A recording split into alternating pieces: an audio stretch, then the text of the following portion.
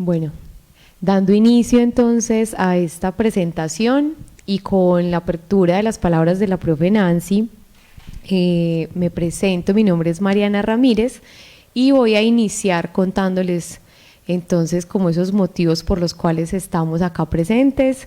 Me alegra mucho verlos, me hacen sentir como más tranquila, no deja de ser como un poco preocupante estar ante cámaras. Ay, me está llamando mi mamá, bueno, en otro momento.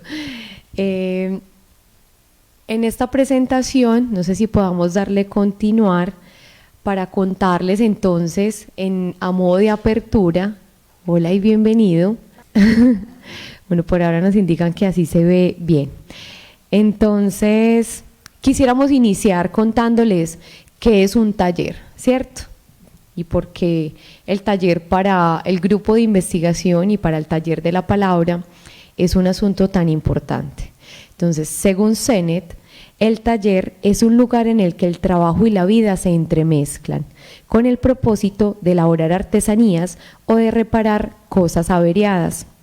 También hay talleres en los que se ponen en marcha diversas técnicas manuales con miras a restaurar, dar una nueva vida a objetos dañados, volver arte lo que otros desecharían por falta de utilidad y crear cosas nuevas a partir de la reutilización de lo existente.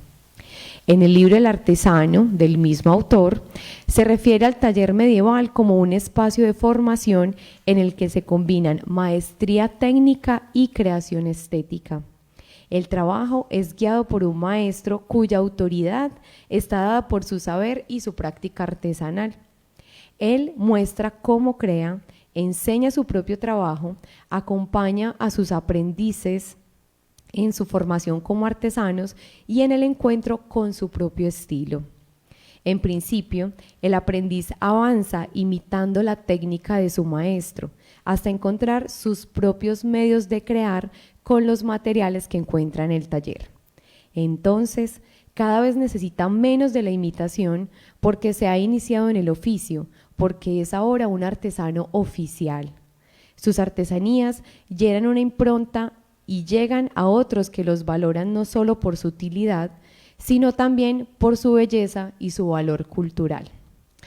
Ahora, ¿qué es un taller de pensamiento narrativo? Es un escenario alternativo de formación universitaria en el que se crea comunidad de interpretación. Brunner 2023. Por medio del reconocimiento de la narración como una potente forma de elaboración y comunicación de pensamiento. Es un espacio en el que se discute ampliamente en torno al valor del narrar, el saber, el poder y la resistencia que la narración comporta.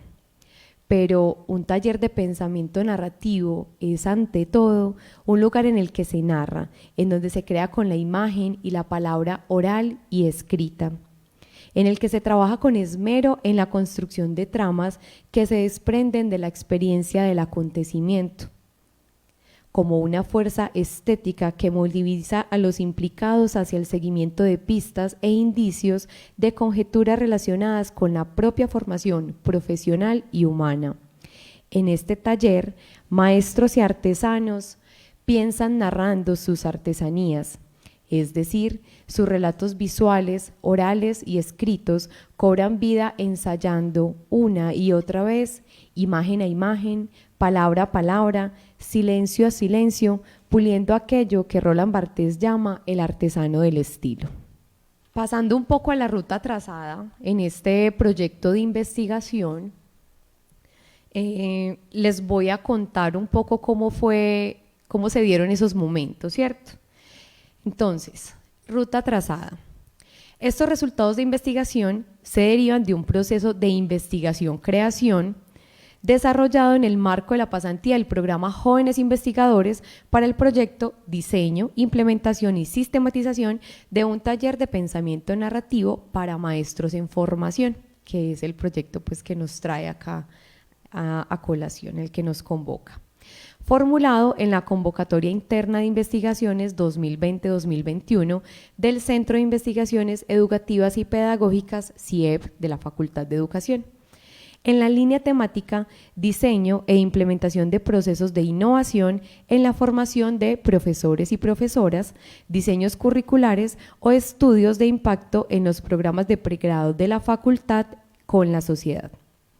El proyecto tuvo una duración de 12 meses, comprendidos entre el periodo de abril del 2021 y abril del 2022.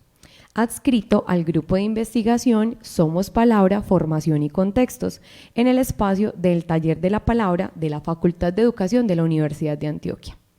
Bajo la coordinación de la docente investigadora María Nancy Ortiz, que está aquí a mi lado, los jóvenes investigadores Natalia Uribe Monsalve, que también está aquí a mi lado, María Camila Arango Serna y Jonathan Naranjo Cuadros, que no pudieron estar presentes por distintos motivos, y con mi apoyo, Mariana Ramírez, licenciada de la Facultad de Educación. Entonces, ¿cómo se dio esto? La primera parte,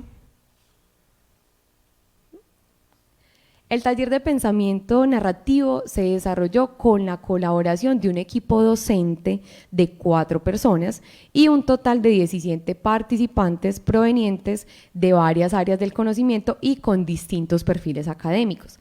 La ruta metodológica constó, grosso modo, de 3 momentos. El primero, de constitución, divulgación y presentación del taller, que se realizó a través de la difusión de redes sociales, correo electrónico y la página de la universidad, también con una sesión introductoria. El segundo y el tercer momento se centraron en la instalación y ejecución del taller de escritura y edición. La primera parte se fundamentó en la desprogramación epistémica, en un tiempo comprendido entre el 7 de octubre y el 9 de diciembre del año 2021. Con un total de 8 sesiones. Y la segunda parte contó con un enfoque reflexivo de teorías ya en el quehacer, desde el 3 de febrero al 24 de marzo del 2022, con un total de 9 secciones, y finalizó con un proceso de sistematización y divulgación de resultados, que es lo que les venimos a contar hoy. Entonces ya le doy la palabra a la profe.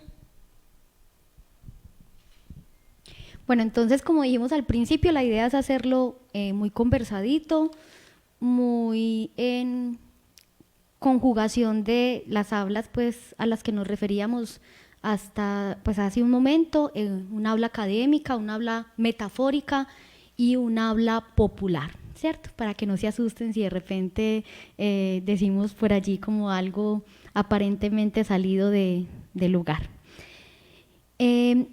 ¿Cuál es la perspectiva de sistematización que nosotros tenemos en este proceso, cierto? Porque realmente esta fue una iniciativa que se presentó, por supuesto, como proyecto de investigación, pero en una línea de innovación, ¿cierto? Un poco combinando el hacer con el quehacer, ¿cierto? Muy también para referirnos a expresiones de Freire, de Paulo Freire, praxis, no una separación del pensamiento y de la acción, sino unir pensando mientras vamos haciendo. Ese es también el espíritu de un taller. Ahorita, pues, algunos de ustedes pues, pensarían, ¿por qué preguntarnos qué es un taller si todos sabemos qué es un taller?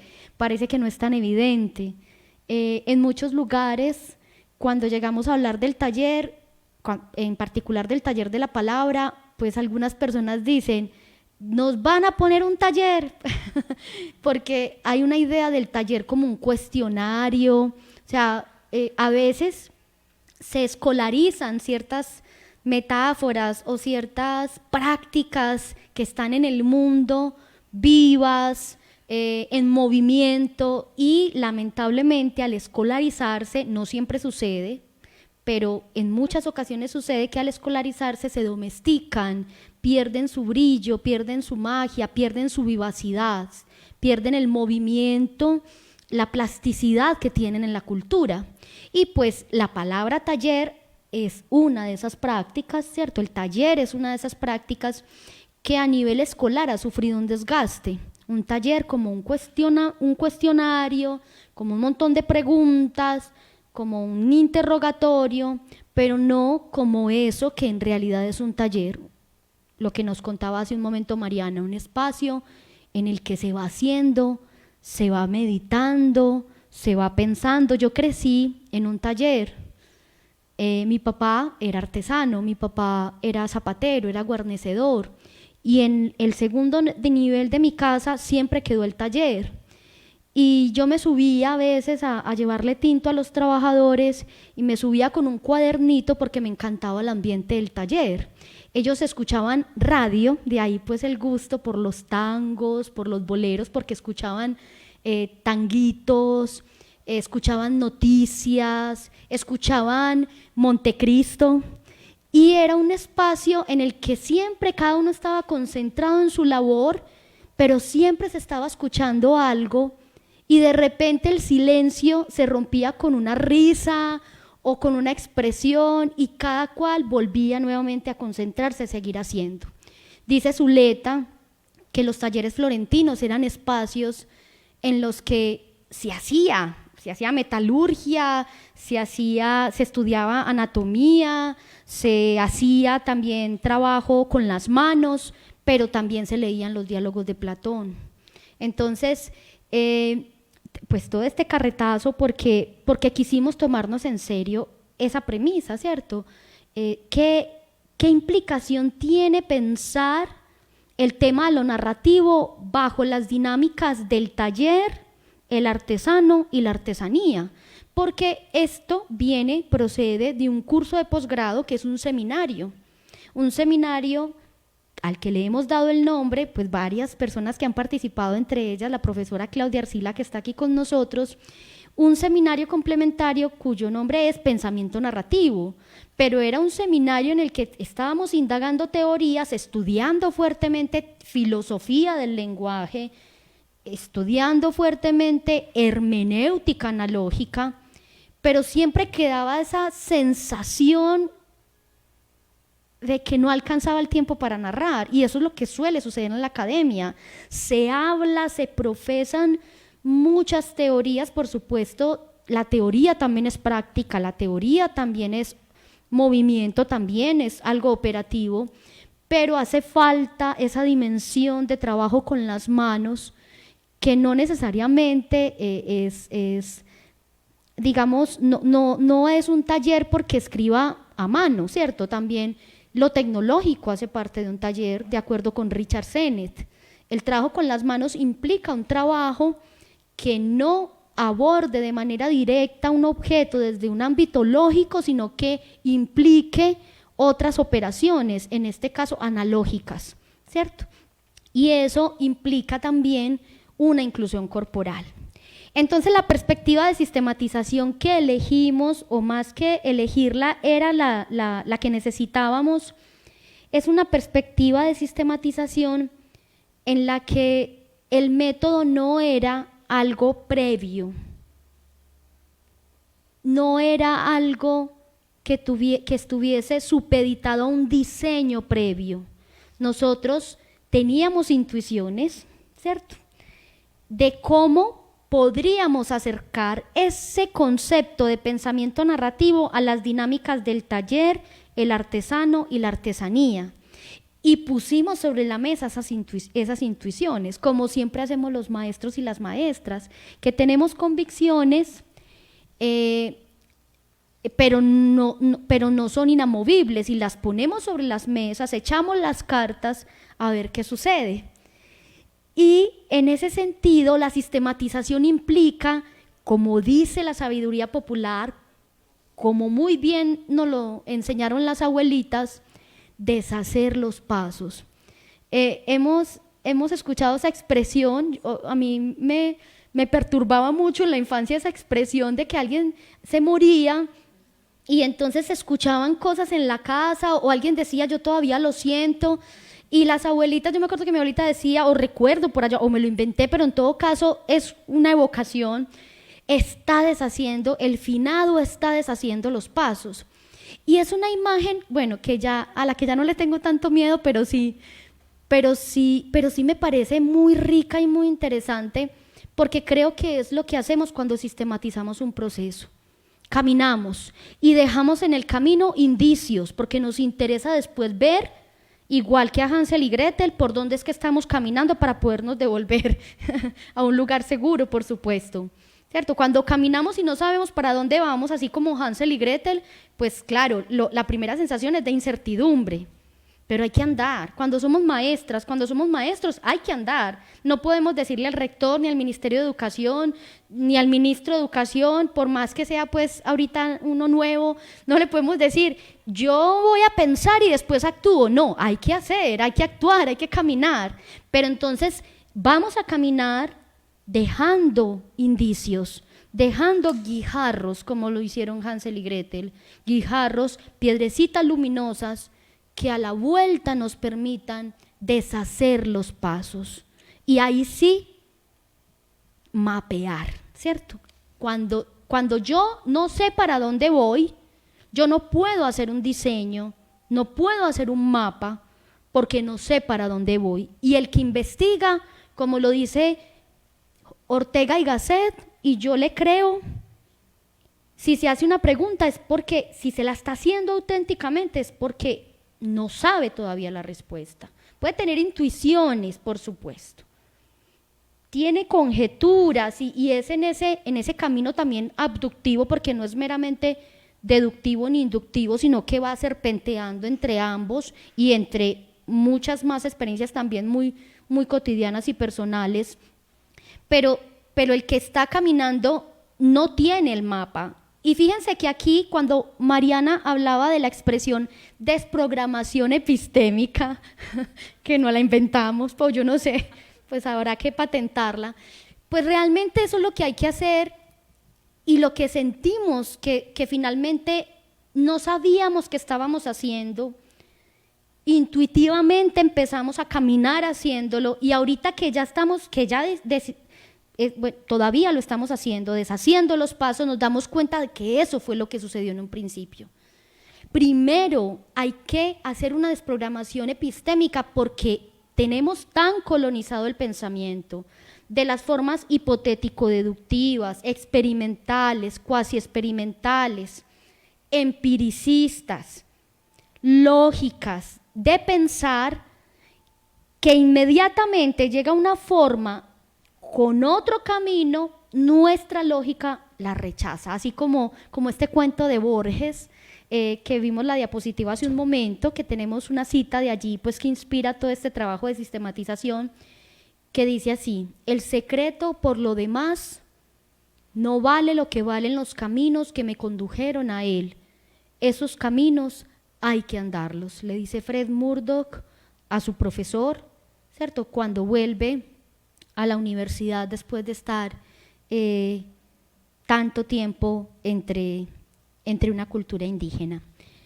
Entonces, no sistematizamos la experiencia porque tenemos pocas cosas claras, pero de las pocas cosas claras está el que la experiencia es indómita. La experiencia no se deja sistematizar, la experiencia no se deja agarrar, es indecible. Y nuestro esfuerzo por nombrarla es un esfuerzo, tal como lo plantea Nietzsche en Sobre verdad y mentira en sentido extramoral, es un esfuerzo impotente, pero eso, lejos de desanimarnos a seguir nombrándola, lo que hace es impulsar más que la sigamos nombrando. Y eso es maravilloso, porque si se pudiese nombrar, habría una vez en que se nombró y ya no habría necesidad de volverla a nombrar. O sea, la experiencia es indómita. ¿Qué es lo que sistematizamos? El camino andado. Por eso la metáfora del camino es tan importante acá. Y pues al hacer toda la indagación teórica encontramos que esto no es nuevo, que realmente ni siquiera es una perspectiva posmoderna. María Zambrano lo estaba planteando, ¿cierto?, en Notas de un método. Yo iba a traer todos los libros que vamos a citar hoy, pero el bolso ya estaba demasiado pesado. Pero ese libro es precioso, Notas de un método. Allí María Zambrano le está dando un lugar al método, pero no al método como un diseño prefabricado, que ha dado resultados en la investigación científica moderna, por supuesto. Hemos hecho el chiste y lo hacíamos en el taller de pensamiento narrativo. ¿Ustedes se imaginan que los puentes fueran construidos a punta de pensamiento narrativo? Se caerían, por supuesto. O sea, nadie está aquí invalidando esa forma lógica, moderna, desde la mecánica newtoniana, desde unas coordenadas muy definidas espaciotemporales, desde la separación de sujeto y objeto, propia, pues, cierto, de ese momento histórico de finales del siglo XVIII, principios del siglo XIX, en absoluto. O sea, sería tan iluso que nosotros viniéramos acá a decir que esa manera de pensar es obsoleta. No, hay franjas de lo humano, hay franjas de lo educativo, hay franjas de lo cultural a las que esa manera de investigar no da respuesta, y hay que seguir andando para seguir encontrando respuestas transitorias. Entonces, esa es la perspectiva de sistematización, y pues la hemos llamado del método al camino. Un camino que no es a priori, como lo dice María Zambrano, sino que es a posteriori. 3 momentos, lo dijo Mariana, muy bien.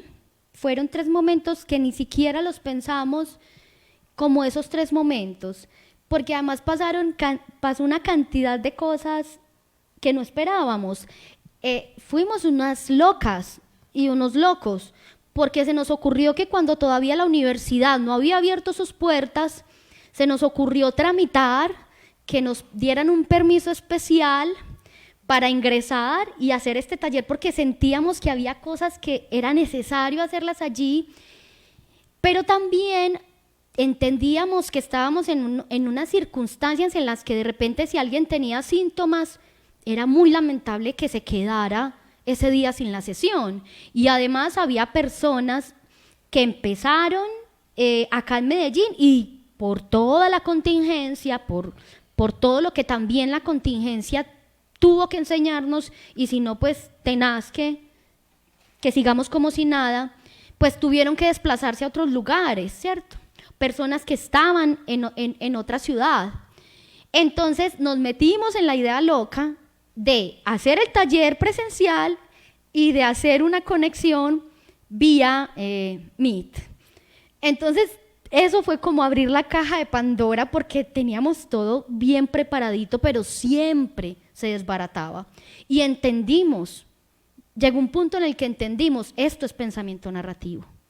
Abrirnos a la contingencia, permitir que irrumpa lo no establecido, que lo que habíamos planeado tome otro rumbo, porque el acontecimiento llegó y trastocó todos los planes. Entonces esos momentos no eran así en un principio. Ahora que deshicimos los pasos, pues los vemos en esos 3 momentos. Pero en definitiva fue una manera, pues, también como de ir dándole respuesta a lo que iba sucediendo. Y podemos entender también que esa triple mimesis que Paul Ricoeur en Tiempo y Narración retoma del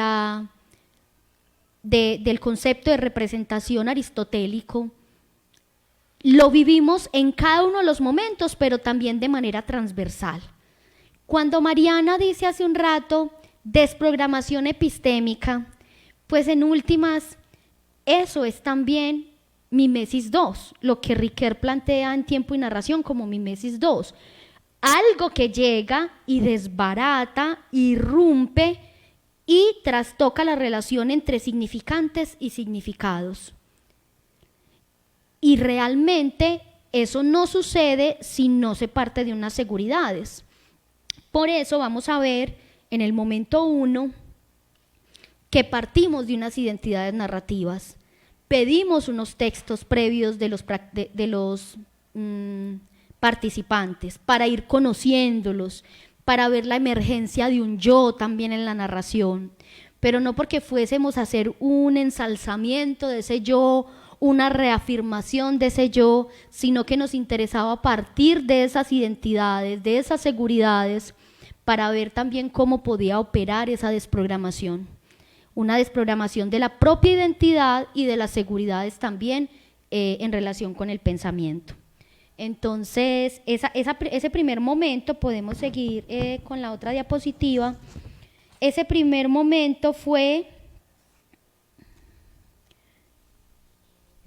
Exacto, fue muy de imagen, fue de dibujarnos, fue no se alcanza a ver muy bien ahí en la presentación, estas son imágenes, autorretratos, pero autorretratos dibujados con hilos de palabras, ¿cierto? Muy a propósito también del nombre de nuestro grupo de investigación, Somos Palabra. Pero no palabras absolutas, no palabras dichas, sino palabras más bien como gerundios, ¿cierto? Otra vez José Ortega y Gasset, no, ¿cómo se llama este man, el cantante guatemalteco? Jesús es verbo, no sustantivo, no. No, sino que es que a veces cuando vuelvo a leer meditaciones sobre el Quijote de José Ortega y Gasset me da risa porque no entiendo, pero evoco a Ricardo Arjona con Jesús es verbo no sustantivo, pero bueno, pues malísimo el chiste y malísima además la referencia a Ricardo Arjona, pero bueno, ya nadie aseguró que iba a haber buen humor. Entonces, partimos de imágenes. Porque en la imagen, y lo vamos a ver ahorita, no vinieron María no está en la ciudad, y bueno, José está en un compromiso laboral, pero mandaron un videíto para contar pues como los principales acontecimientos de su línea muy brevemente. Entonces, partimos de imágenes y del reconocimiento en el sentido hermenéutico de la palabra reconocimiento de esas identidades narrativas, pero no para dejarlas ahí intactas. Vendría el segundo momento, ¿cierto? Que ya fue un momento en el que cada uno, en función de su artesanía, pues empezó a equipar su propia caja de herramientas. ¿De dónde viene la metáfora de caja de herramientas? Esa no es una invención nuestra, viene del pensador francés Michel Foucault, que tiene una concepción de la teoría que creo dialoga muy bien con la metáfora del taller y con la perspectiva que Richard Sennett plantea del taller. Esta es, los conceptos no son fines, los conceptos son medios, herramientas para comprender el mundo. La herramienta para pensar el mundo, para comprender el mundo, tiene que ser como un martillo, como una sierra, como un destornillador, para desarmar determinado problema e intentar comprenderlo. Dice Foucault, en una conversación que tiene con Gilles Deleuze, muy bella, que se llama Los intelectuales y el poder, cuenta pues la anécdota que esa conversación fue en la cocina de Deleuze. Fue en la cocina de Deleuze. Dice allí en esta conversación, la teoría debe funcionar como caja de herramientas y allí los conceptos deben ser operativos. O sea, la teoría no es una cosa quieta y estática como nos enseñaron, la teoría es una cosa operativa, o sea que la teoría también es una práctica. O sea, esa falsa dualidad entre teoría y práctica se quiebra en la metáfora, en la realidad del taller. Entonces, ese segundo momento fue muy teso porque fue, como lo hemos dicho ya varias veces, lo que pasa es que para nosotros es también como un acontecimiento, un hallazgo bonito, una desprogramación epistémica, un pensar de otro modo y no pensar de otro modo como ese cliché que a veces uno escucha, pensamos de otro modo, ¿cierto? Es que esto es muy diverso, esto es muy… ¿Pero cómo? No, esto es de otro modo, esto es distinto, pero nunca se aterriza a eso. Ese era el gran reto de ese segundo momento. ¿Cómo aterrizar un Paul Ricoeur? ¿Cómo aterrizar un Walter Benjamin? ¿Cómo aterrizar Richard Sennett? Autores, ¿cierto?, que en definitiva nos eran difíciles porque estaban planteando hermenéuticas analógicas, analécticas. ¿Y cómo aterrizar eso al hacer? ¿cierto? Mientras se hace, no en momentos distintos. Entonces allí podemos pasar, hubo varias herramientas. Trabajamos a Roland Barthes, el grado cero de la escritura fue muy interesante en términos de ese artesanado del estilo. Trabajamos el concepto del acontecimiento, la epifanía, esa tensión entre las lógicas causa-efecto y la analéctica del acontecimiento, ¿cierto? El tema de la representación, el tema de la enunciación, la verdad, la relación de la verdad y la referencia metafórica, entre otros. Entonces, ya en este segundo momento, pues tuvimos unas sesiones, rápidamente vamos a hacer pues como un recorrido por esas sesiones. Los primeros encuentros del taller de pensamiento narrativo fueron muy del reconocernos también, ¿cierto? Como de identificar a quienes estaban como participantes, quiénes eran esos artesanos que encontraban allí en el taller de pensamiento narrativo, ese lugar en el cual explorar y reconocerse, ¿cierto? Rehabitarse. Bueno, entonces les vamos a enviar el enlace para que fue una artesanía que hicimos en esa sesión. Y estuvo inspirada en un texto de Giorgio Agamben que se llama El fuego y el relato. El fuego y el relato. No, entonces continuemos con la segunda sesión. Como les veníamos contando, la intención es como pasar brevemente por estos primeros encuentros. La metodología de estos encuentros fue de manera colectiva, es decir, más adelante les contaremos que hubo unas líneas por las cuales los jóvenes investigadores, que Nata es una de ellas, tomó pues como prioritario, como sendero, pero inicialmente tuvimos unos encuentros en conjunto, ¿cierto? Estábamos todos los participantes, todos los jóvenes investigadores y la profe Nancy Ortiz como coordinadora. Entonces ya en este segundo, ese es el segundo encuentro. Sí.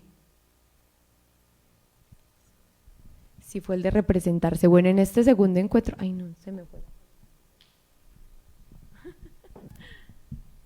Bueno, entonces en este segundo encuentro, pues el reto estaba en, como les decía hace un momento, aterrizar un concepto que puede ser tan abstracto como el concepto de representación, no solamente en el propósito con la artesanía, sino además pues con nuestra concepción de la realidad y de la vida, ¿cierto? Entender que la palabra representa las cosas, intenta representar las cosas, pero esa es una representación, como lo decía hace un momento, impotente, una representación que en definitiva es transitoria, es una convención, es como dice Nietzsche, un pacto de paz, pero no hay un significante para cada significado, ¿cierto? Entonces, aquí fue muy bonito porque hicimos un taller de marionetas. Hicimos un taller de marionetas en donde, eso era algo muy interesante en el taller. Poníamos una mesa llena de cantidad de cosas, de todo un poco, papeles, telas, cosas recicladas, y pues resulta que salían cosas maravillosas. Pues cuando terminaban las sesiones, nosotros pues nos parecía increíble, en verdad, que pues cómo es como la chispita que hay que, digamos, encender, y de repente se enciende un fuego gigante, porque, bueno, aquí hay varias personas de las que participaron en ese proceso, porque siempre que terminaba cada taller pasaban cosas mucho más allá de lo que esperábamos, y pues con este tema de la representación, que además la hicimos también inspirados en un fotógrafo español que se llama Jesús Atienza, que es fotógrafo de marionetas y fotógrafo de títeres, pues nos caló perfecto ese concepto de representación como la marioneta, como ese signo que tiene vida en ese momento en el que está así en un escenario, pero que en últimas, después de que pasa la función, queda sin vida, ¿cierto? Queda sin aliento. Y lo que hace el fotógrafo es capturar ese momento exacto en que esa chispa se prende y da vida a la marioneta. Y pensábamos en el lenguaje como eso, que eso es la narración también, ese momento en el que a partir de una chispa, que es el acontecimiento, cobra vida algo que finalmente está quieto, que si no hay humanidad, está muerto. ¿Qué es el lenguaje? ¿Qué es la lengua sin hablantes? Pues prueba de ello es que en este momento hay muchas lenguas muertas porque dejaron de ser habladas. O sea, si no hay seres humanos, si no hay hablantes, la lengua es eso, es un objeto muerto. Y pues de ahí también el sentido de narrar el acontecimiento a partir precisamente de ese carácter vital y humano.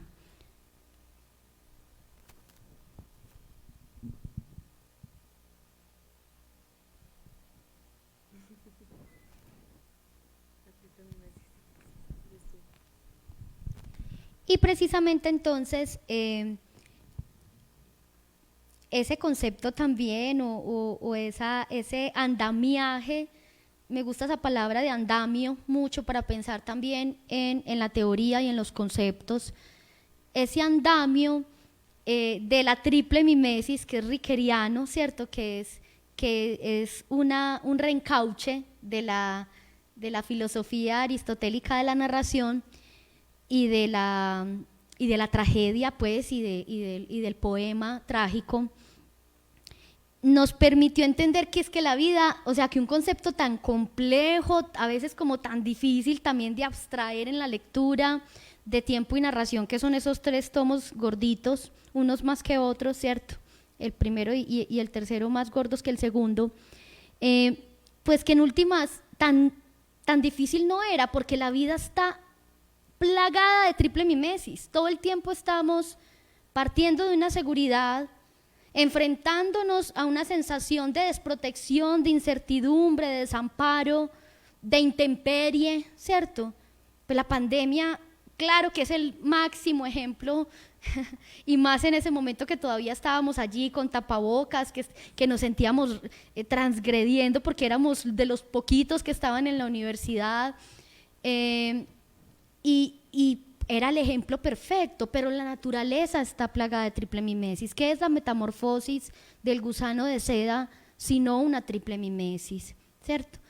¿Qué es la vida? ¿Qué son las relaciones sino una triple mimesis? Partimos de una seguridad en donde creemos que un significante corresponde a un significado. Vea, el amor, yo me casé a los 20 años. Entonces yo cuando me casé yo decía, amor es esto, amor es, ¿cierto?, el significante, y el significado lo tenía clarito. Me casé por la Iglesia Católica a los 20 años, por convicción.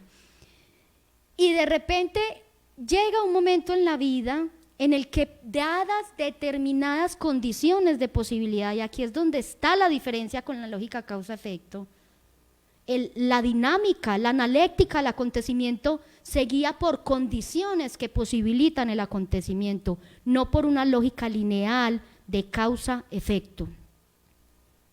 La lógica causa-efecto debe ser, y hablo desde mi ignorancia, pues no soy ingeniera civil, ni conozco a ningún ingeniero civil pues que me lo pueda corroborar, pero por supuesto que debe servir para hacer puentes, con toda seguridad, pero para el ámbito del humano suele quedarse corta.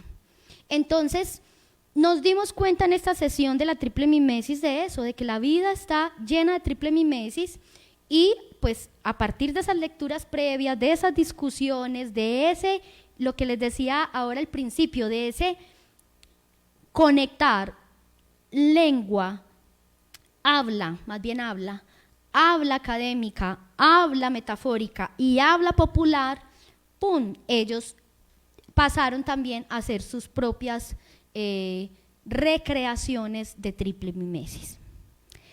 La teoría de la escena fue una sesión maravillosa, fue la sesión más loca, yo creo que de todas. Bueno, algo que hay que decir acá, porque para eso son estas socializaciones, nosotros terminamos siendo otros y otras.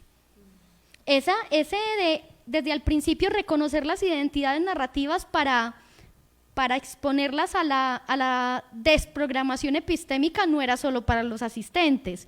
Nosotros como talleristas terminamos disfrazados, o sea, las personas del CRAI, de la Escuela Interamericana de Bibliotecología, que nos apoyaban en la parte técnica, eran pendientes. ¿Hoy qué va a haber? Pues porque cada sesión pasaban cosas locas. Y fue muy bonito porque nos salimos de esa línea del profe, y eso también es muy importante en términos de esta metáfora del artesano, de la metáfora del taller y de la artesanía, y es que uno termina en aras de que los aprendices, en términos también de taller, de la metáfora del taller, porque el aprendiz no puede tomarse en un sentido despectivo o porque consideremos que nosotros sabíamos más. De hecho, en ese equipo de 17 personas había personas con un nivel, algunos nivel de doctorado o no necesariamente nivel académico, personas con unas experiencias, con sabiduría, nos dimos cuenta, y en últimas no había un grado de jerarquía, pero sí era importante el pensar el tema, esa relación y esa dialéctica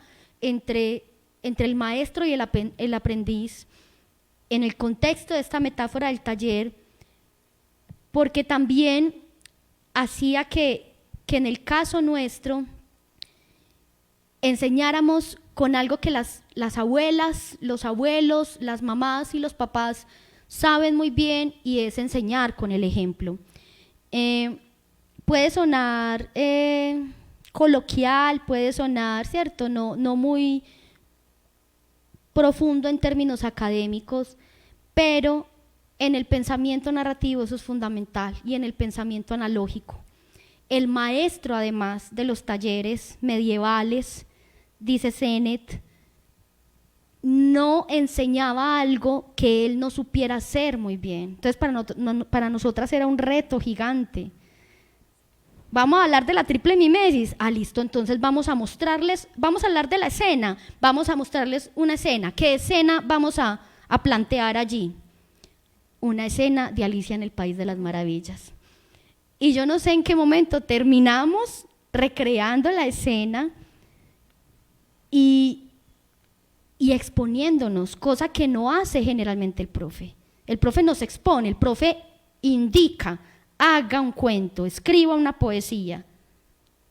Profe, ¿y cómo escribo el cuento? Pues sucede a veces en la educación básica o media. Profe, ¿y cómo escribo el cuento? Escriba un cuento, inicio, nudo y desenlace. Cuando un recurso de pensamiento narrativo es, les voy a leer un cuento que yo escribí. Profe, ¿usted escribió ese cuento? Sí, yo lo escribí. O sea, primero baja la idea de que es posible, ¿cierto? De que una persona así tan, pues claro que el profe también entre niveles más bajos también a veces se endiosa, pero ya eso es un nivel, ¿cierto? Ya no es Gabriel García Márquez, ¿cierto? Ya no es Álvaro Cepeda Zamudio, es mi profe. O sea, es una práctica real. Y segundo, pues es una manera también mostrar, de activar la capacidad analéctica del aprendiz. ¿Por qué? Porque el aprendiz inicialmente imita, como dice Estanislao Zuleta, lo imitable, pero va encontrando también su propia manera de hacerlo, y eso es pensamiento analógico, ¿cierto?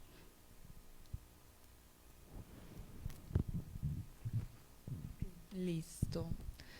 Bueno, buenas tardes. Yo soy Natalia, una de las jóvenes investigadoras. Les voy a contar, a narrar un poco lo que fue esta sesión tan maravillosa. No sé si tengan hambre, les va a dar hambre.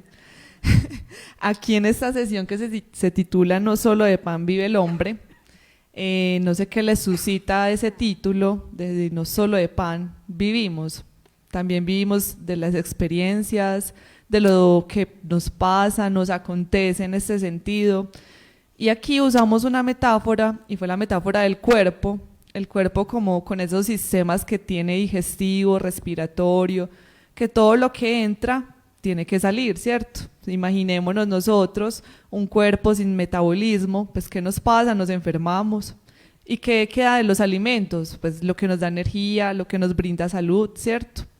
Entonces acá en esta sesión fue muy bella porque nos recordamos muchas cosas que teníamos en el olvido, que desde la infancia quizás creemos banales, pero nos dimos el momento de parar y volver a retroceder en esas épocas donde no teníamos conciencia, pero nos dimos cuenta que sí teníamos conciencia, porque lo recordábamos. Entonces aquí está la belleza, esa salud del olvido, esa necesidad de olvidar para crear nuevas experiencias, pero también a su vez cuando decimos que olvidamos algo, ¿de verdad sí lo olvidamos? Ahí nos quedaba la duda. Nietzsche, tratamos mucho acá a Nietzsche con lo que él llamaba la asimilación anímica, de que lo únicamente vivido se mete en nosotros, en nuestra conciencia, lo que se podría llamar asimilación anímica. Solo es absorbido por nuestro cuerpo aquello que de verdad ha sido experiencia y se configura como acontecimiento.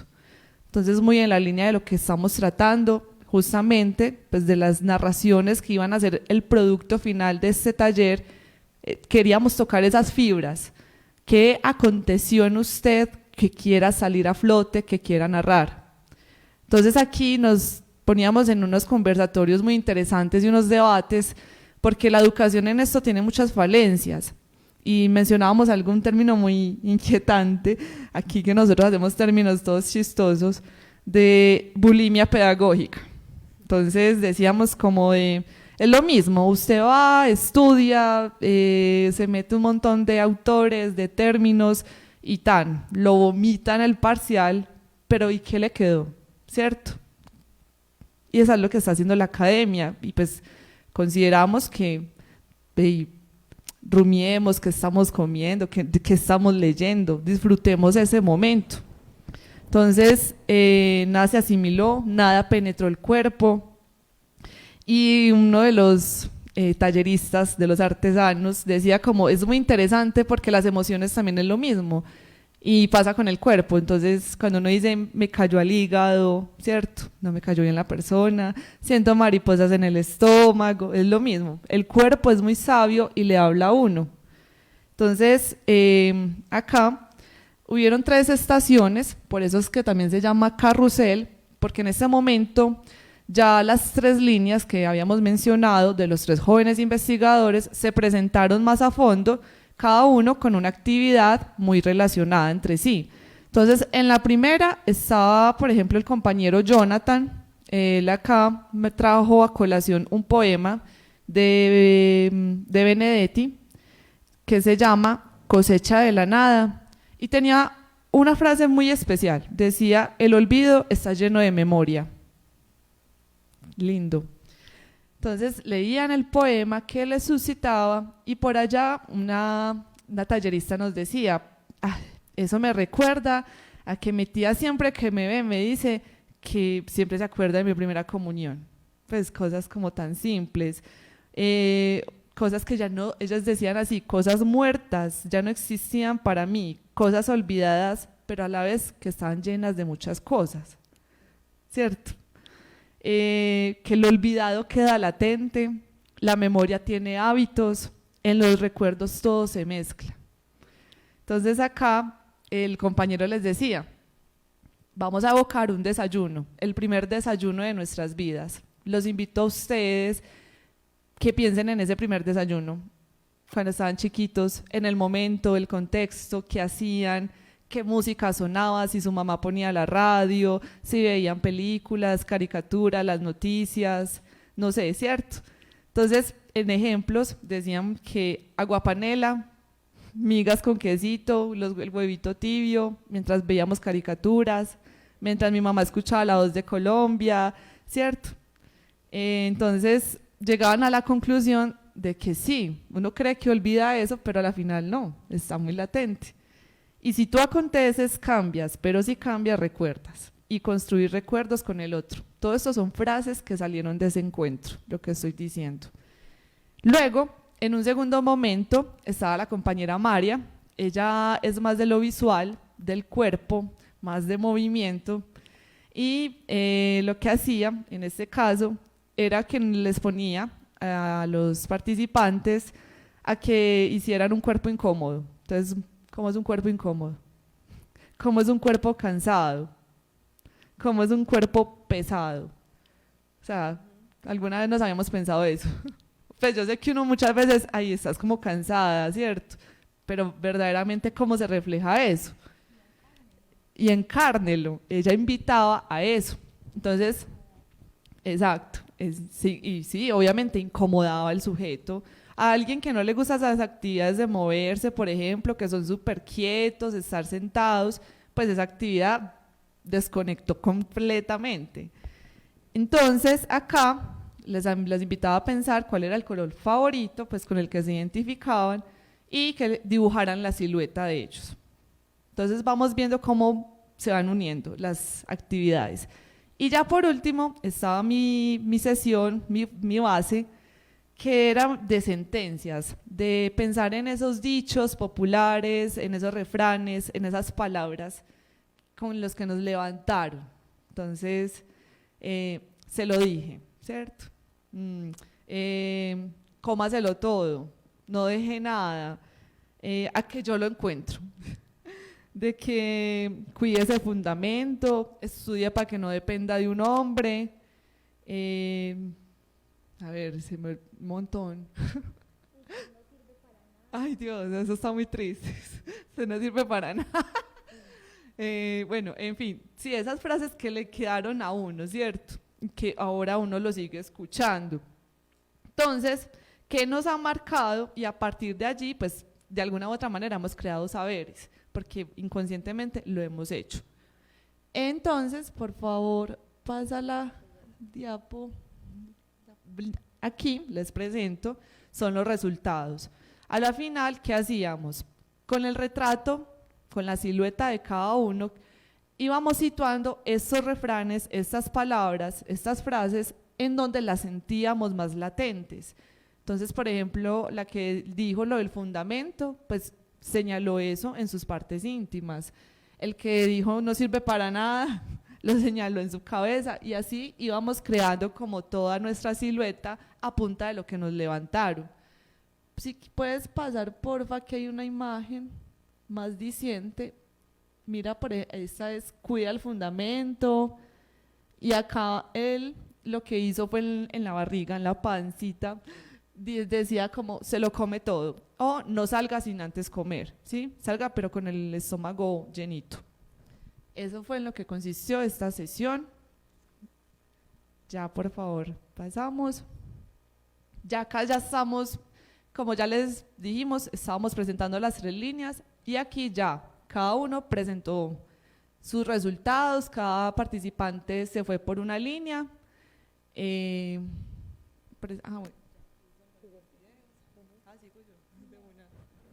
Sí, acá lo de los videos.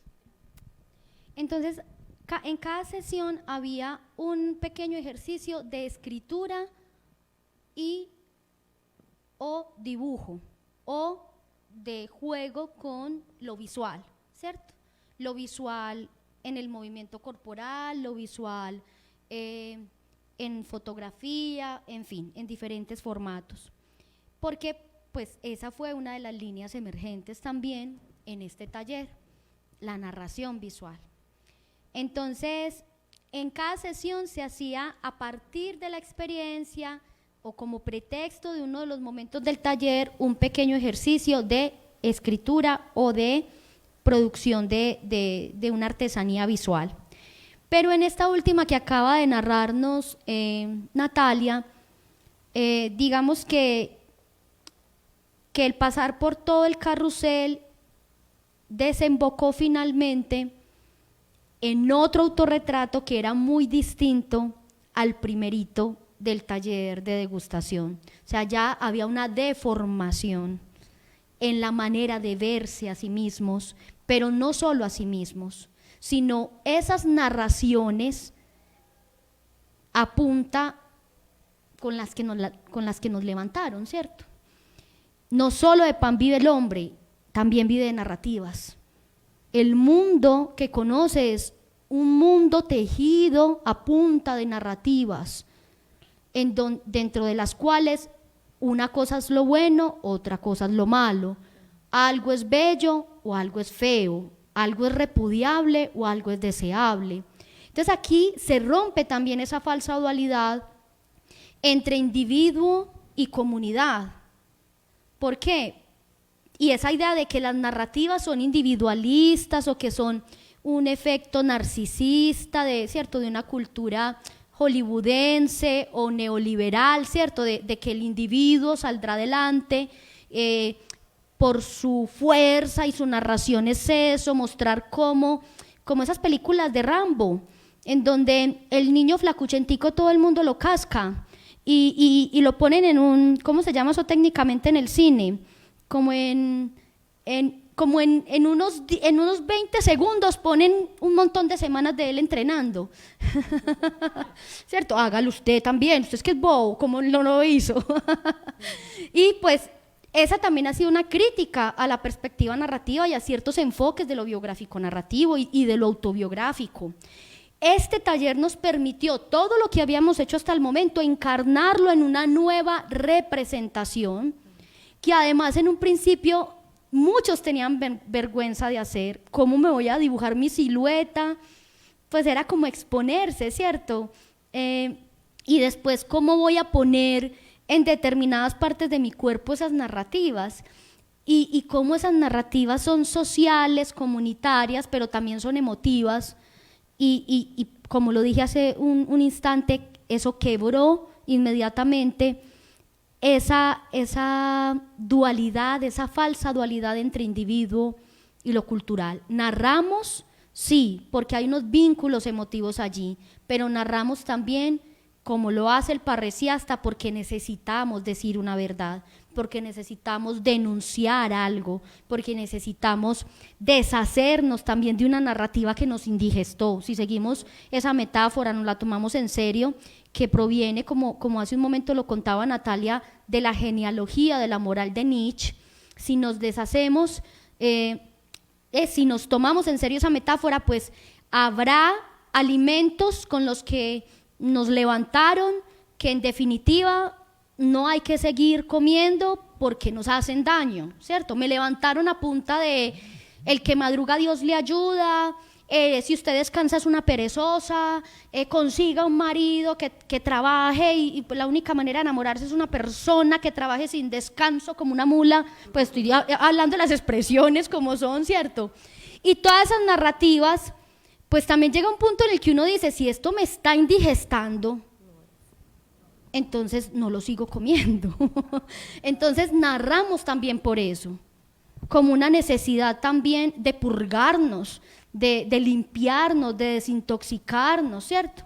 De narrar no es solamente un devaneo, un desvarío que tuve, llegó la musa, me invadió y narré. También hay una adherencia profundamente comunitaria, profundamente social y política. Llega el momento 3, pasamos la diapositiva, y aquí solamente quiero decir lo siguiente. Cada grupo, cada persona eligió en qué línea iba a estar, en dónde se sentía más fácil. Si narrando aquello que nos enseñaron era ficción, si narrando aquello que se ha llamado histórico, real, que sucedió, pues al final en los resultados vamos a ver que esos límites empiezan también a borrarse, o si narramos con imágenes, ¿cierto? Cada persona eligió en dónde se sentía mejor. Y aquí solamente agregaré, para que pasemos a los videitos cortitos de los compañeros, antes Natalia también nos va a contar algo de su línea. Ese conejito que está ahí metido en ese sombrero, lo pusimos porque queremos retomar algo que nos narró recientemente la profesora de la Universidad Nacional de Colombia, de la sede de Bogotá, de la maestría en educación artística, y que a mí me enamoró profundamente. Y que sin que ella mencionara taller de pensamiento narrativo, yo sentía que en últimas ahí está. Y pues muy coherente con el tema de pensamiento narrativo, pues es una analogía, ¿cierto? Ella dice: cuando hacemos esto, investigación-creación, ella se estaba refiriendo a esa perspectiva, la investigación-creación, sacamos el conejo del sombrero, lo sacamos, o sea, lo que decíamos ahorita, el maestro que hace, que muestra. Saca ese maestro el conejo del sombrero, lo explica sin que se pierda la magia. Y creo que ese tercer momento fue eso. Necesitábamos bajar todo eso en términos teóricos a acciones concretas. Pero, o sea, necesitábamos técnicas para narrar. Y eso es muy importante en un taller. Miren, el taller de la casa mía, ¿cuánto habría durado si mi papá no hubiese tenido técnica para manejar la máquina guarnecedora? Ustedes se imaginan, nosotros hacíamos forchés, y digo hacíamos porque yo aprendí a tejer la parte pues la más artesanal, no, la suela no, era la parte de adelante, de la carnaza. ¿Ustedes se imaginan cuánto habría durado ese taller sin técnica? La gente que se pusiera esos zapatos todos torcidos, todos, ¿cierto? Lo más malo pues en términos anatómicos, no, la técnica es importante. O sea, explicar cómo se saca el sombrero, ese mago con sus aprendices, explicándoles cómo saca el conejo del sombrero, pero lo explica, y ahí viene el reto, sin que se pierda la magia. Entonces ahí, la siguiente diapositiva, tuvimos algunas acciones. Todo esto pues queda en el informe, en un artículo que también estamos preparando para publicar. Entonces, pensar y compartir el tema de la artesanía a partir del acontecimiento. O sea, esto es muy importante porque no es un maestro con un aprendiz, es un grupo, es un taller. Aquí viene también el papel de lo colectivo. Volver a escena el acontecimiento, o sea, coger el acontecimiento y aterrizarlo en una escena. Ahí fue cuando nos disfrazamos pues del cuento de Alicia en el País de las Maravillas. Darle forma al narrador en la escena. ¿Quién narra?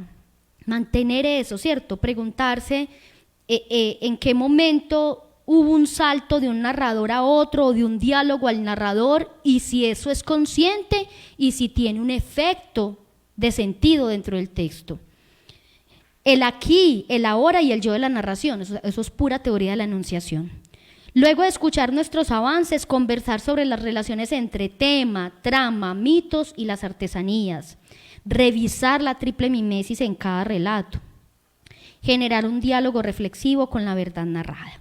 Bueno, entonces ahora sí vamos a escuchar en esas tres líneas de manera muy breve a los tres jóvenes investigadores que estuvieron al frente de cada línea.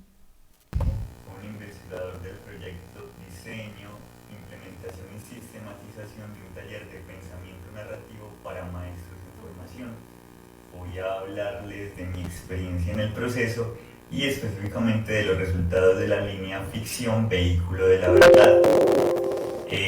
Luego de que sentamos las bases para entender lo que es el pensamiento narrativo, comenzamos a explorar el eje temático de la línea. Fue clave para ese proceso profundizar en el concepto de metáfora, entender que nuestro lenguaje, más allá de la función poética, estaba constituido enteramente por metáforas, nos abrió un abanico entero de posibilidades. En ese nuevo panorama, aquello a lo que llamamos realidad no es más que una interpretación dominante y hegemónica del mundo, Esto nos permitió explorar nuestras propias visiones de ese mundo preconfigurado. Es decir, comenzamos el viaje de la triple mimesis partiendo de la idea de que podríamos rehacer el mundo narrativamente. Pienso que fue esa la motivación principal para iniciar la construcción de nuestras tramas. En la instancia configurativa está respetando el tejido lógico que nosotros mismos fuimos otorgando a nuestras narraciones.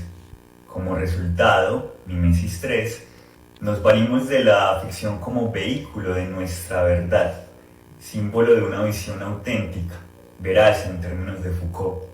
Finalmente, integrarnos y encontrarnos en esta actividad de bricolaje nos hizo sabernos artesanos cuando compartíamos la palabra y participamos no solo de nuestra propia trama, sino también de la de los demás.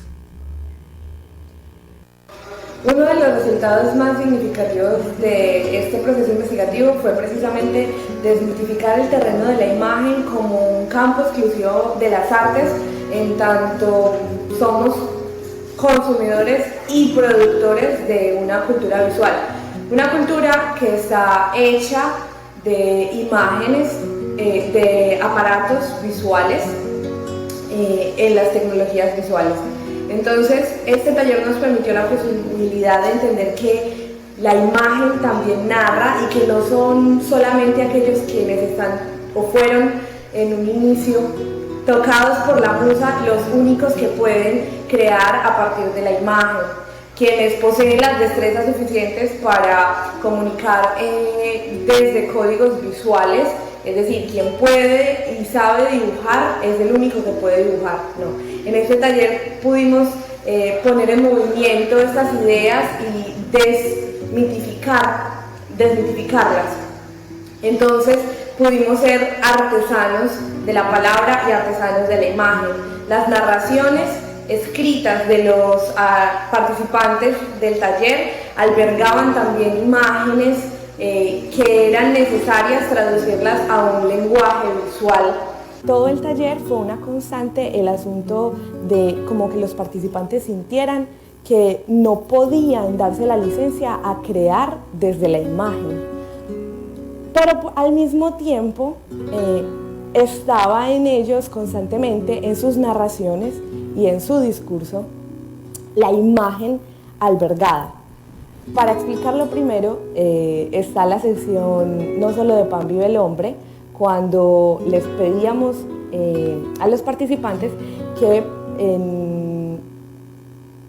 pensáramos cuáles eran esos alimentos que nos habían dado de comer en nuestra infancia, que nos habían alimentado y nutrido, pero también los discursos que nos habían dado en nuestra infancia, que nos habían también nutrido, pero otros asuntos.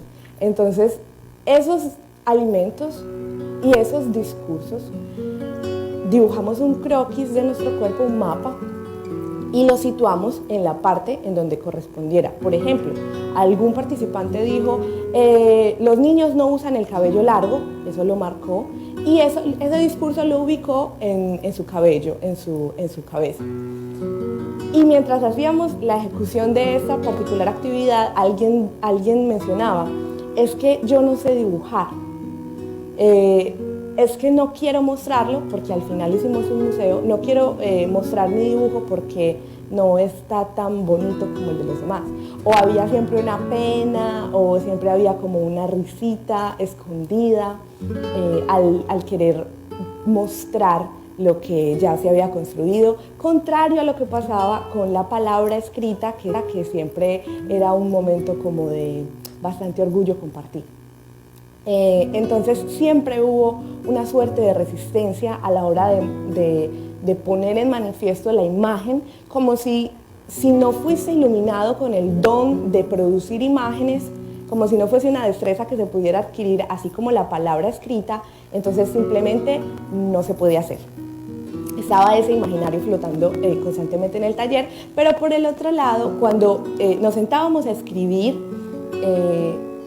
a hacer relato desde la palabra, a construir narración escrita, la narración siempre escondía una imagen como que la narración, al escucharla, te remitía hacia un objeto, hacia un lugar, hacia algo que se podía hacer en la imagen mental del oyente. Entonces, siempre salió a flote que había la necesidad de volverlo imagen, a pesar de que se sentía también el susto a pasar al plano de lo visual, o de que no se podían dar esas licencias. Entonces ya están las dos líneas, faltaría entonces la tercera, que es la que me corresponde: maestro compositor de tramas, tensiones entre narración y escritura académica. No hice video porque acá estoy. Entonces, ahí estamos todos lindos. Cuando empezamos en esta línea, yo pues lo principal que hice fue como, ¿qué les suscita a ustedes ese nombre? Y pues acá hay algunos apuntes de que la academia cercena y encasilla las ideas de los estudiantes, quizás hasta quita la imaginación. No podemos ir en contra de lo académico. Se presenta una dicotomía: el legado que deja un maestro, lo narrado tiene validez científica. También nos hacíamos esas preguntas. Nosotros reconocemos la escritura, mientras que otros escritores académicos no tienen como esa humildad, porque dicen que narrar no es algo valioso. Ellos lo llamaban honestidad intelectual de la construcción académica. Los ejercicios hermenéuticos son necesarios para este momento, no tanta cifra, no tanta estadística. Detrás de los datos hay humanos, se necesita más de la narración para darle cuerpo y alma a esa población investigada.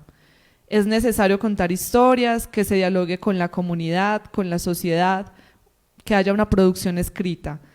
Se deja de ser uno mismo, se deja atrás nuestra historia para encasillar en lo académico.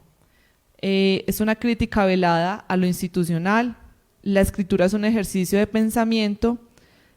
El que me lee es otro ser humano. Entonces, como que partimos de esas concepciones, de esas tensiones entre narración y escritura académica, porque pensamos o tenemos la idea de que narrar no puede encasillarse dentro de la academia, ¿sí? Cuando nos piden un artículo, hay ciertos parámetros, hay una estructura que seguir, y la narración no está bien vista en estos artículos, y esos son los que se publican, ¿cierto? Entonces, de lo que se trató en esta línea fue de hablar, escuchar y escribir para reconstruir e interpretar en sus relatos esos saberes pedagógicos que dan más en el camino cualitativo y situado.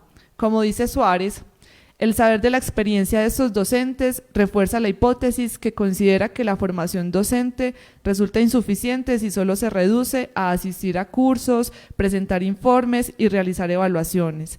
Si es pertinente y productivo darse el tiempo, hacer un lugar a la reflexión horizontal, disponerse a dar curso a distintas ocurrencias para pensar, hacer y definir de otra forma los asuntos pedagógicos que les preocupan.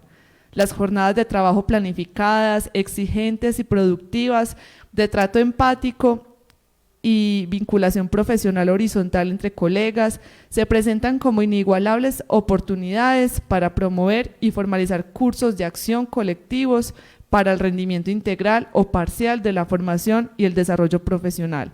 De este modo, estas experiencias de educación y formación provocan acontecimientos pedagógicos, recuperan tiempos y espacios para producir pensamiento pedagógico, revelan y problematizan los variados puntos de vista, supuestos, proyecciones y decisiones que ponen en juego los docentes mientras hacen sus prácticas escolares.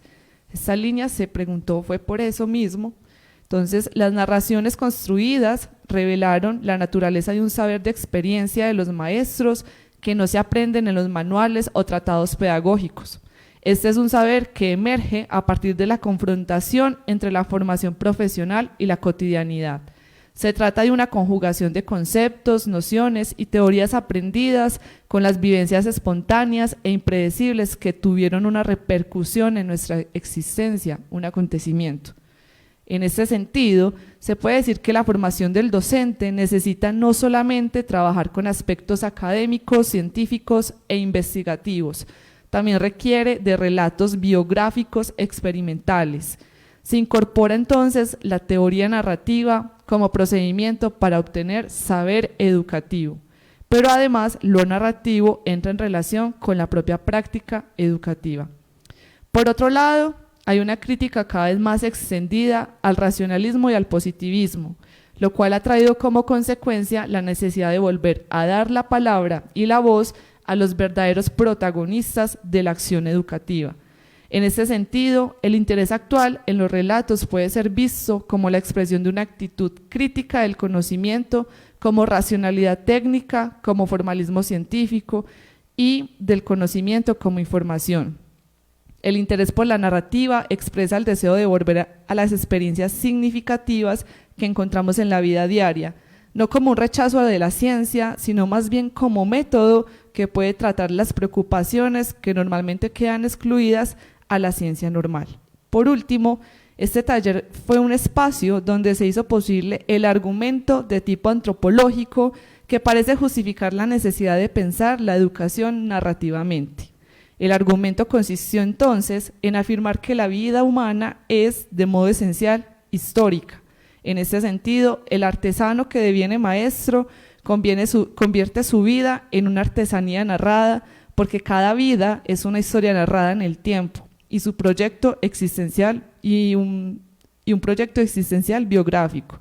Concebir entonces la práctica pedagógica como relato creador de saber es darle al maestro un papel de escritor y lector de sí mismo. Bueno, ya para finalizar este encuentro, vamos a compartirles un producto. Fueron muchas narraciones. Estamos en un proyecto de fanzine que estamos recopilando todos estos productos, pero pues por términos de tiempo y espacio, solamente podemos mostrar uno. No hubo un prerequisito para elegirlo, simplemente lo elegimos. Entonces, tal vez fuese el criterio, pero hay narraciones maravillosas y los estaremos invitando y las estaremos invitando a la presentación del fanzine. Entonces, la narración que realizó una de nuestras artesanas se llama Ruidos Nocturnos. Esto tal cual es el producto de ella. Entonces dice: era un 25 de abril, el infinito abrazaba al firmamento y la luna se mostraba plácidamente incompleta. La noche ya prometía un nuevo renacer al día siguiente y el agotamiento me obligaba a trascender a la realidad de los sueños, mientras la ficción de la vida me exigía atención a lo que podría pasar esa noche. Hacía un silencio estruendoso. A veces aparecía una persona a paso rápido con ansias de encontrar un lugar seguro, si acaso eso existía, un carro que se movilizaba con libertad en el asfalto y el ruido de uno que otro gato en su disfrute noctámbulo. La batalla la ganaba el sueño, mi mente empezaba a divagar y lentamente le cedía el triunfo al descanso. Mis párpados estaban cerrados y ya mi alma entraba en reposo cuando escuché el fatídico ruido que me invocó a dejar la cama. Los sonidos fueron contundentes. Una botella de vidrio quebrada en múltiples pedazos, los pasos acelerados de quien huye y los gritos de alguien al que se le escapa la vida. Mi reacción fue inmediata. Me levanté de la cama y salí corriendo hasta el segundo piso, mientras la intuición me narraba desgracias al oído. Al momento de llegar, encontré la escena casi intacta. Una mujer tendida sobre el suelo, con un golpe en la cabeza, del cual salía sangre a montones. Estaba casi inconsciente. Solo pude ver sus ojos que pedían ayuda mientras se les escapaba la voz. El autor del acto había huido cuanto antes. La respuesta fue inmediata. Busqué un carro en medio de la carretera y le pedí ansiosa que se dirigiera al hospital más cercano.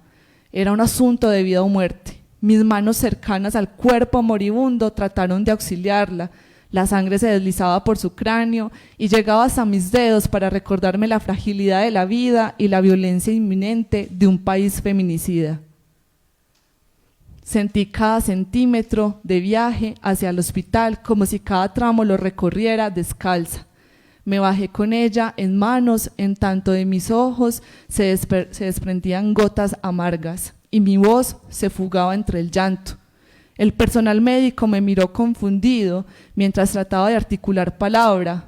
Tuve que apartar el dolor para poder suplicar la ayuda. Mis palabras fueron atendidas. Ella pudo entrar al centro de salud y recibir la atención necesaria. Yo me quedé afuera con la cabeza llena de confusión, las manos manchadas de sangre y el rostro lleno de lágrimas.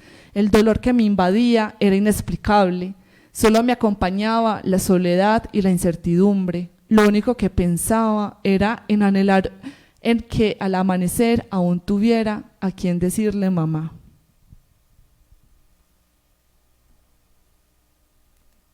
Bueno, luego de esta lectura de una de las artesanías derivadas de este proyecto de investigación, nos gustaría escucharlas y escucharlos.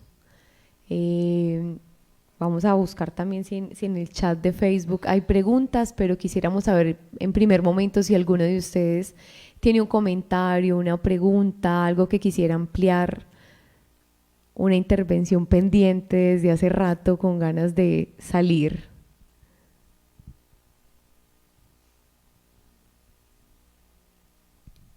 Mientras la piensan, un saludito a todos los que nos acompañaron en el Face. Sí, muchas gracias. Por acá pues veo muchos saludos a Nancy, que por acá Cristian Moná. Reconocemos a un artesano no solo por lo que hace, sino también por el modo en que habla de lo que hace. Dar existencia a las cosas del oficio es también nombrarlas, y ejercer cualquier oficio es de algún modo apalabrarlo y apalabrarse en él. La Rosa, el maestro artesano. Gracias, Nata. Yo no vi esos. ¿Yo por qué no vi esos? No los vio. Ah, ok, yo decía, ¿pero dónde? Porque yo no lo vi. Sí, siempre estuvieron conectadas alrededor de 15, 16 personas, en este momento Sí. ya hay 12, nos alegra mucho. Gracias a mi familia por verme. Ya les mandé el saludo. Tu mamá y a la tía Piedad. Bueno, el profe Leandro quiere participar, ¿cierto? Es mejor con Micrófono. Son 4 cositas que me interesó mucho en lo que escuché. Lo primero es la perspectiva de la sistematización, la manera como se da a entender la metodología. ¿Esto por qué? Porque lo hablaba esta semana con los estudiantes del curso de investigación literaria, pues, y lo leía en los ejercicios de autoevaluación.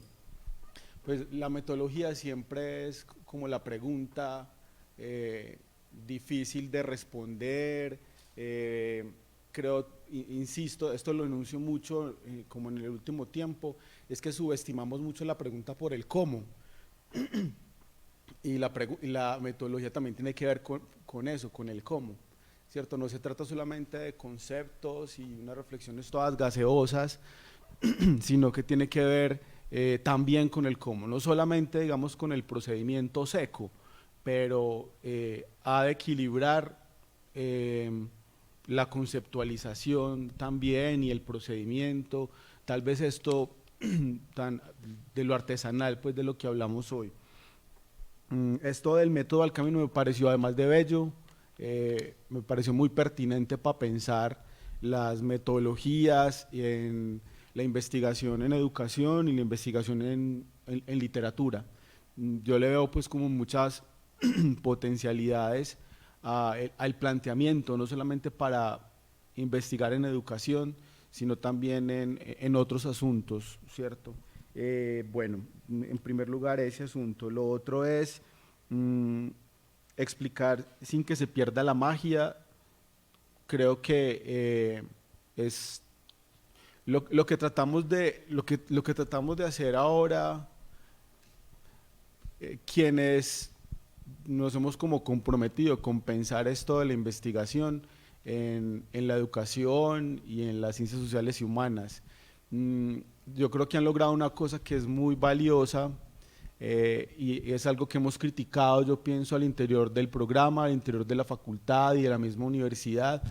Es esta como tendencia que hay a hablar de esos asuntos, pero desde los conceptos, desde el cuarto piso y ya, ¿cierto? Hablar de narrativas y de todo lo que se le asocie, pero allá encerrados y de un libro a otro, de una cita a otra, pero traer eso pues a vivenciarlo como lo han hecho en este proyecto y en cada uno de los momentos, en cada una de esas sesiones, creo que eso tiene un valor incalculable para el programa y para la manera de entenderlo, ¿cierto? Pues asumir esa crítica también de una manera propositiva y aquí lo están haciendo, pues nos están proponiendo. Me encantó el término de la desprogramación epistémica y creo que tiene que ver con esto que acabo de expresar, porque tal vez esa desprogramación epistémica tenga que ver pues no solamente con la idea común de desaprender, sino de aprender de otras maneras o de poner en diálogo esos conceptos, esos autores tan manoseados a veces, no sé, allá en esas elucubraciones, ponerlo en relación con lo que hacemos en el día a día, con la historia personal. Yo disfruté mucho de escucharte hoy, Nancy, y de escuchar pues la historia del taller de tu papá y cómo eso me ayudó a comprender una cantidad de cosas del proyecto y de la construcción como conceptual del proyecto y a entender cosas de lo metodológico también. Entonces me están enseñando que sí se puede. Bueno, el cuarto asunto, que pues bacano si se pudiera desarrollar en otro momento, lo pudieran ampliar acá, es esa como ruptura de un esquema según el cual las narrativas o la investigación que se apoya en narrativas es individual. Pues me parece supremamente valioso que se pueda avanzar en la idea de unas narrativas como, pues no individuales, no sé si comunitarias, colectivas, no sé, construidas pues en todo caso, como a distintas voces. Eso me parece que valdría la pena como que lo pudiéramos ampliar y tal vez también la posibilidad para implementarlo en un nuevo proyecto. No sé, muy chévere eso y al menos para mí resultó ser un hallazgo muy interesante de lo que escuché esta tarde. Pues me gusta cuando algo rompe el esquema de uno y como narrativa es algo individual y está todo ese cliché subjetivo, no sé qué, que a veces cansa un poco y pensar esto como una práctica colectiva, pero como un producto también colectivo, como un producto cultural también colectivo, en fin, me parece supremamente valioso. Yo solo les quiero agradecer, aprendí mucho en este rato que estuve a pesar de lo cansado que venía, pero no me dormí. Gracias. Gracias. Algo cortito con este tema de lo comunitario, pues en definitiva lo vivimos, fue fundamental, pero hay dos autores claves. Jerome Brunner en La fábrica de historias, principalmente, pues en muchas otras obras, La educación puerta a la cultura, Actos de significado, pero principalmente en La fábrica de historias, que tiene un subtítulo precioso, Derecho, literatura y vida, es el subtítulo de La fábrica de historias.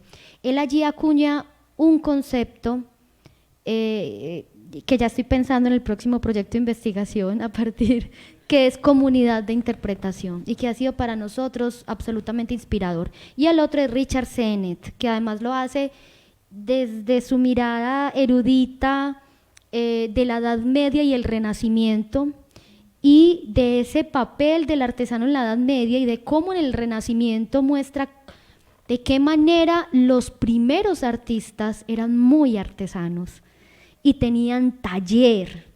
Y en el trabajo de esas grandes catedrales, el artista era el artista, pero tenía una cantidad de artesanos a cargo que, pues, en donde esa idea típica del artista encerrado en su estudio individual, ¿cierto?, haciendo su trabajo solo, la soledad del artista,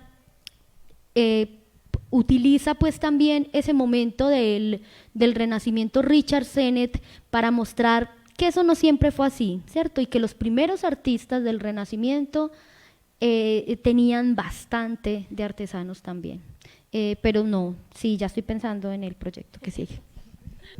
Bueno, un saludito y agradecida también con este momento tan bonito. Estoy muy conmovida, me dejó muy conmovida el relato último.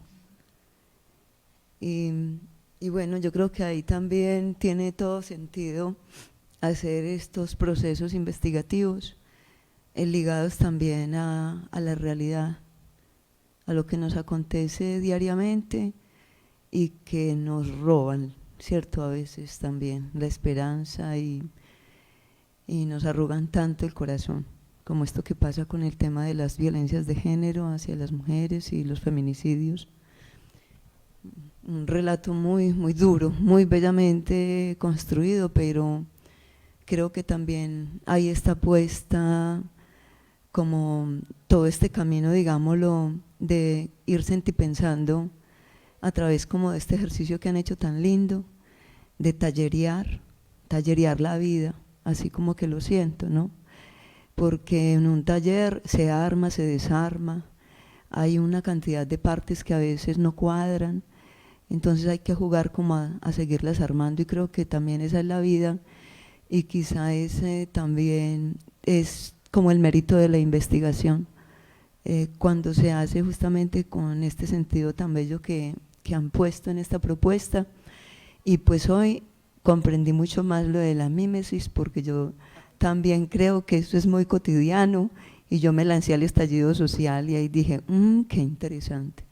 Hicimos un ejercicio también, permanentemente se hacen ejercicios de mímesis colectivos también, y no solamente en esa palabra que también es muy interesante porque juegan las historias de vida, juega lo personal, juega lo cotidiano, juegan las subjetividades, pero definitivamente somos seres interseres, como dice por ahí el maestro Patricio Guerrero, no solamente como humanos y humanas, somos interseres con todos los seres que habitan este planeta, el cosmos y todo, sino que también somos en esa posibilidad de ir, ¿cierto?, tejiéndonos con las demás personas, y creo que también es lo que yo logro encontrar, que hicieron un tejido muy bello, muy bello, muy bella la propuesta también de poner también a conversar tantísimo las imágenes y desde la imagen, o sea, como también en la potencia que uno encuentra ahí para ir hablando de esta palabra que también me gustó mucho, como la comentaba por aquí,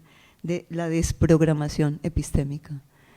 Porque hemos hablado de la desobediencia, hemos hablado de la desobediencia epistémica, hemos hablado de cómo subvertir esas lógicas tan canónicas que nos hemos acostumbrado como a escuchar, a caminar con ellas, y me parece pues también muy lindo que lo que nos están es haciendo una invitación justamente a transgredir. Creo que también está puesto ahí, y muy lindo también la historia del taller de tu papá, muy bonito. Sí, yo creo que es también como ahí, es desde lo cotidiano que logramos también entender como estas otras claves y los conceptos como posibilidad y como marcos también como teóricos para iluminarnos mejor la realidad, no para dejarlos quietos, sino para estar en permanente también dinámica con los mismos conceptos, porque yo creo que eso es lo que es, se mueven, así como podemos ir moviendo toda esta construcción que yo también valoro, porque finalmente la producción de conocimiento es también un patrimonio cultural e histórico, y hay que reconocer que hemos aprendido de todo lo que hemos de alguna manera hasta cuestionado, puesto en escrutinio, pero yo creo que la virtud de esto que ustedes están haciendo y de este camino tan bonito es seguir irrumpiendo. Muchas gracias. Ay, no, gracias a ustedes, qué palabras tan lindas. Y a todo el mundo le quedó sonando eso. Sí. Ay, yo prometo la próxima vez no hablar tanto para que haya más espacio para la conversa, pero porque lamentablemente aquí sí son muy estrictos con ellos, y es el tiempo de unos, es el tiempo pues también de unos empleados que están cansados y que quieren irse a la casa a descansar, y es una promesa. La próxima vez hablo menos. Estábamos hablando precisamente de eso. Muchísimas gracias. Hasta luego.